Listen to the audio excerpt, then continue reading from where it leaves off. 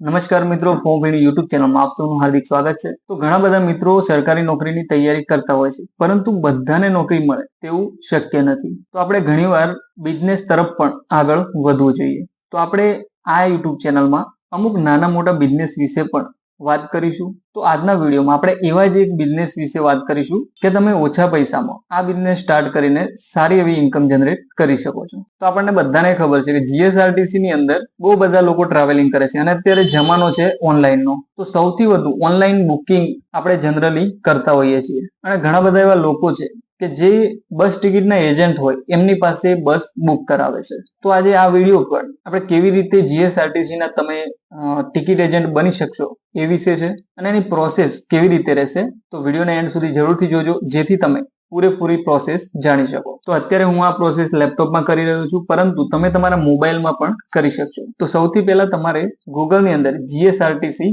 Search કરવાનું રહેશે। Search કરશો એટલે gsrtc.in આ પ્રકારની વેબસાઇટ તમારી સામે ઓપન થશે, જેની અંદર આ પહેલા નંબરની વેબસાઇટ પર ક્લિક કરવાનું રહેશે। ક્લિક કરશો એટલે આ પ્રકારનો ઇન્ટરફેસ ઓપન થશે અને જેની અંદર અહીંયા ઉપર તમે જોઈ શકશો કે એજન્ટ લોગિન ની અંદર નીચે તમે ન્યૂ એજન્ટ રજિસ્ટર પર ક્લિક કરવાનું રહેશે, કારણ કે જેની જોડે આઈડી પાસવર્ડ હશે એ એજન્ટ લોગિન પર ક્લિક કરશે અને જે નવા હશે એમને ન્યૂ એજન્ટ રજિસ્ટર પર ક્લિક કરવાનું રહેશે। ક્લિક કરશો એટલે આ પ્રકારનો ઇન્ટરફેસ ઓપન થશે અને જેની અંદર તમારે અહીંયા ટર્મ્સ એન્ડ કન્ડિશન વાંચી શકો છો। ત્યારબાદ અહીંયા આઈ એગ્રી પર ક્લિક કરી સબમિટ પર ક્લિક કરવાનું રહેશે। હવે તમારી સામે એક ફોર્મ ઓપન થશે, જેની અંદર અહીંયા નેમ એટલે તમારે તમારું નામ લખવાનું છે, અહીંયા તમારું એડ્રેસ લખવાનું રહેશે। તો તમે અહીંયા ડિટેલ એડ્રેસ લખી શકો છો। હું અત્યારે એક ડેમો ફોર્મ ભરું છું, જેથી અહીંયા ખાલી સિટીનું નામ લખું છું। અહીંયા મોબાઈલ નંબર, ઉપર ફોન નંબર છે ત્યાં પણ તમારે મોબાઈલ નંબર લખવાનો રહેશે અને ફોન નંબર હોય તો બેટર છે, કારણ કે મેન્ડેટરી છે તો લખવું જ પડશે। અહીંયા મેલ આઈડી, કરંટ પ્રોફેશન એટલે અત્યારે તમે શું કરી રહ્યા છો, સાયબર કેફે હોય કે કોઈ બી અધર બિઝનેસ હોય તો એ પણ લખી શકો છો, ટ્રાવેલ એજન્સી હોય તો એ લખી શકો છો। તો તમારી રીતે તમારે અહીંયા સિલેક્ટ કરવાનું રહેશે।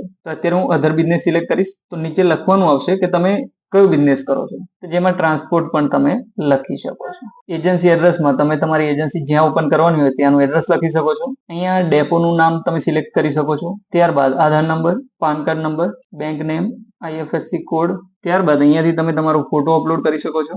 રજીસ્ટર કરશો એટલે આ રીતે ઉપર લખાઈને આવી જશે કે રજીસ્ટર્ડ સક્સેસફુલી અને અહીંયા બીજું ફોર્મ ખુલી જશે।